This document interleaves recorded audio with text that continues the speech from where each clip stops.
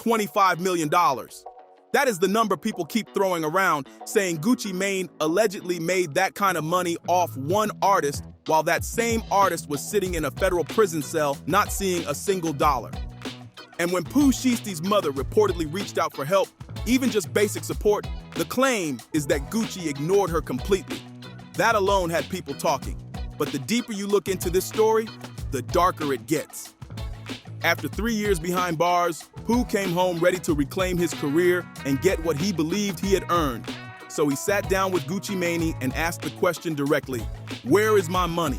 And according to the story being told, Gucci looked him in the face and said, "I'm broke right now." Broke, the head of 1017 Records, the man tied to one of Memphis's hottest artists, the same label that had allegedly been collecting off his music for years? That response did not sit right with anybody. Because once money gets involved, especially when somebody feels like their work made other people rich, things can turn personal real fast. And that is what makes this whole case bigger than rap gossip. This is about contracts, control, royalties, ownership, and what happens when an artist feels trapped inside a deal that keeps paying everybody except him. To really understand how this story spiraled into a federal case, you have to go all the way back to the beginning. Back in 2019, Pooh Shiesty was a young rapper out of Memphis, trying to build a name from the ground up. He came up around music, so the studio was never foreign to him. The grind was already in his blood. He dropped tracks like Hell Night, Shiesty Summer, Choppa Talk, and Day One, building a following the old-fashioned way, through consistency, raw energy, and street buzz. By early 2020, that momentum had reached Gucci Mane, and this was not just any cosign. Gucci was an Atlanta trap legend, the head of 17 Records, and somebody known for spotting talent before the rest of the industry caught up. So when Gucci offered Pooh a joint venture deal through 1017 and Atlantic Records, it looked like a huge moment. For a young rapper from Memphis, that kind of opportunity felt massive. Atlantic meant distribution, marketing muscle, industry reach, and a global machine behind the music. Pooh even said in an interview, "I don't know who else I would go to. Ain't nobody was coming at me like that. It just made perfect sense." And on the surface, it did make sense. Gucci had a real track record. He had helped launch careers. He had credibility. He knew how to build stars. So when Pooh signed in April 2020, it looked like a win all around. They even celebrated by dropping Still, and Pooh made it clear he felt like he was stepping into something major. But what he may not have fully understood was that this was never just about music. It was business. And in the music industry, business can get ugly fast. A lot of young artists sign deals thinking they finally made it, but they do not always understand how the money really works. When you sign to an imprint label, the artist is usually not first in line to get paid. The label gets its cut, the distributor gets its cut, expenses get recouped, advances get recouped, video budgets get recouped, studio time gets recouped, marketing gets recouped. By the time all of that gets taken out, the artist is often left with a much smaller slice than they expected. And then there is ownership. In many deals, the label controls the masters. That means they control the recordings themselves, not just the release process. The music keeps generating money, but the power stays at the top of the structure. For a newer artist, the royalty rate can sound okay on paper. Maybe 15 to 18%, maybe a little more if the deal is strong. But that percentage only matters after the label has gotten its money back, so the artist can have a hot song, huge streams, and a lot of public buzz while still not seeing the kind of money people assume he is making. That is part of why so many artists look rich on the outside but are frustrated behind closed doors. The jewelry is there, the fame is there, the numbers are there, but the actual money hitting their pocket can be way less than the public thinks. And in Pooh's case, the music exploded fast. On November 6, 2020, he dropped Back in Blood featuring Lil Durk, and the internet went crazy. The song blew up immediately, climbed the Billboard Hot 100, and peaked at number 13. For a Memphis artist coming into the mainstream, that was huge. Then it got certified 5 times platinum by the RIAA. That is not just a flex. That is serious money moving through the system. Streaming payouts are small on a per-stream basis, but when you are talking hundreds of millions of streams, those numbers add up fast. Back in Blood passed more than 600 million streams on Spotify alone, and that is not counting Apple Music, YouTube, Amazon, Tidal, and the rest. Conservative estimates have put the revenue from that one song in the millions. And the important part is this, that money does not stop. As long as people keep pressing play, the track keeps generating revenue month after month, year after year. Then in February 2021, Pooh dropped Shiesty Season. The mixtape debuted at number 4 on the Billboard 200 with 62,000 album equivalent units in its first week. That is major. The project had big features, strong buzz, and helped solidify him as one of the biggest rising names in rap. Other songs like Neighbors, Guard Up, Twerk, and SUVs added even more momentum, more streams, more radio play, more playlist placement, more licensing opportunities, more brand value, more money flowing through the machine. At his peak, Pooh was one of the hottest new artists in the game. Reports suggested he was bringing in serious money from shows too, with performance fees ranging from around $30,000 to $50,000 a night during that run. And if the label deal had a 360 structure, then the label could also benefit from touring, merch, and endorsement-related income. So when people say the revenue connected to his music and brand may have crossed $25 million between 2020 and 2022, that is why the number keeps coming up. Streaming, performances, placements, features, merch, YouTube monetization, it all adds up. But right as his career was taking off, his legal problems started closing in. In late 2020, he got caught up in a Florida case. Then in 2021, he was arrested again in Miami in connection with another incident. By January 2022, he entered a guilty plea tied to federal conspiracy charges, and in April 2022, he was sentenced to more than 5 years in federal prison. He was only 22 years old, and that is where this story really shifts, because when an artist goes to prison, the music does not stop making money. No tours, no new appearances, no promo runs, no brand deals on the artist's side. All of that can freeze up, but the catalog keeps working. Back in Blood kept streaming. Shiesty Season kept playing. Radio kept spinning records. YouTube kept serving ads. Playlists kept pushing songs. Royalties kept building. That is how the business is structured. If the label controls the masters, the label keeps collecting while the artist is away. There is no automatic pause button. There is no built-in fairness switch. The system just keeps running, and according to people close to the situation, that is exactly what made this feel so cold. Pooh was locked up, but the money connected to his work allegedly kept flowing. Meanwhile, his family was still on the outside trying to hold everything together. His mother, Gladys Baines, known publicly as Mama Shiesty, was reportedly carrying a lot during that time. Family responsibilities, grandchildren, and the daily weight of having her son in federal custody.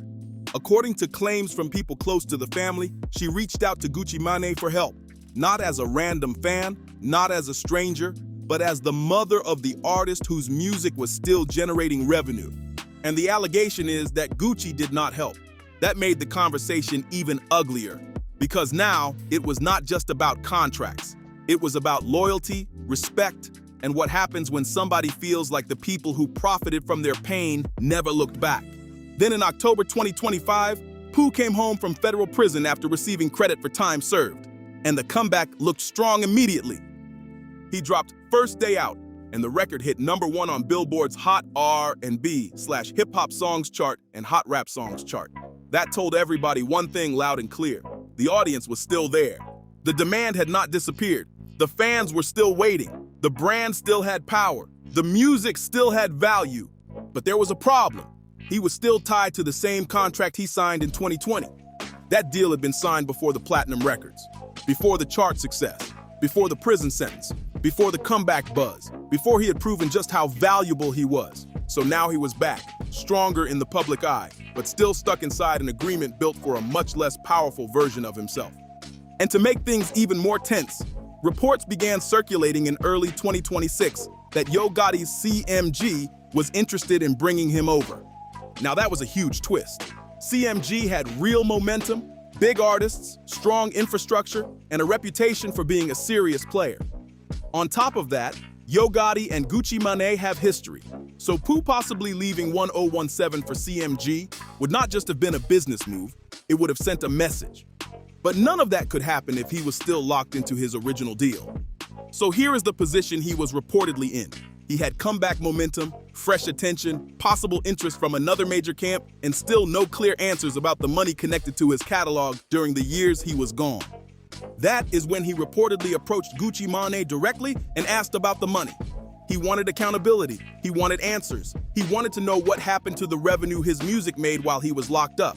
And according to the story being told, Gucci's answer was, "I'm broke right now." That response hit like a slap. Because to somebody already feeling boxed in, already feeling cut out, already hearing rumors about millions, that kind of answer does not sound like business. It sounds personal. And there was another hard truth setting in at the same time. Prison had not ended the contract. A lot of people might assume that doing years behind bars would somehow satisfy or cancel the deal. But that is not how these contracts work. In many cases, incarceration only pauses certain obligations, like album delivery timelines. It does not stop the label from collecting on the artist's existing music. So when Pooh came home, he was free from federal prison, but not free from 1017. Still signed, still bound, still under the same deal structure, still looking at a situation where his music had kept earning while he was gone, but he believed he had little to show for it. And according to federal authorities, that pressure led to the moment everything collapsed. On January 10th, 2026, a meeting was set in Dallas, Texas. On the surface, it was supposed to be a business sit-down about contract issues. Gucci Mane and two other industry associates reportedly came to a studio inside an office building expecting a conversation. But according to the federal complaint, it was not a normal meeting at all. Investigators allege that multiple people traveled from Memphis to Dallas in advance. Rental vehicles were used. The trip was coordinated. The group allegedly arrived with a shared plan. And once the men were inside the studio and the doors closed, the whole thing shifted. According to prosecutors, several individuals produced firearms. The exit was blocked. Big 30 allegedly positioned himself near the door so nobody could leave.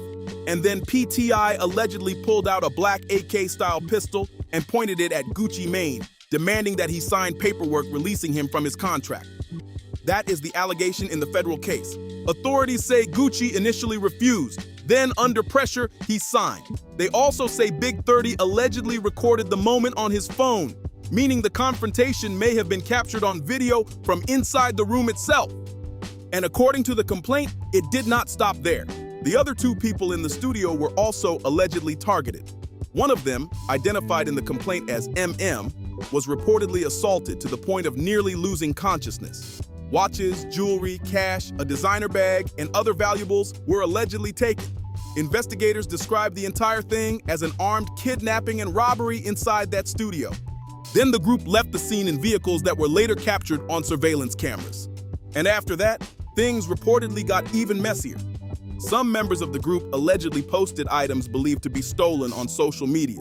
Jewelry, watches, items matching what the victims reported missing. So now investigators were not just dealing with witness accounts. They reportedly had digital breadcrumbs too. Once word spread online that Gucci Mane had allegedly been robbed and held against his will by his own artist, the rap internet exploded. Some people took Pooh's side, saying the money angle had to be considered. Others said none of that justified what allegedly happened. And then another controversy took off: the fact that Gucci reportedly cooperated with federal investigators. That became its own debate online because in some circles, going to law enforcement carries a stigma no matter what the circumstances are. Public figures like 50 Cent even weighed in, and old clips of Gucci talking about not dealing with police resurfaced fast. But while social media argued, the federal case kept moving. And the evidence prosecutors say they have is serious. First, the ankle monitor. At the time of the incident, PTI was still under federal supervision. Authorities say the GPS data from his monitoring device placed him at the Dallas studio on January 10th. Second, surveillance footage.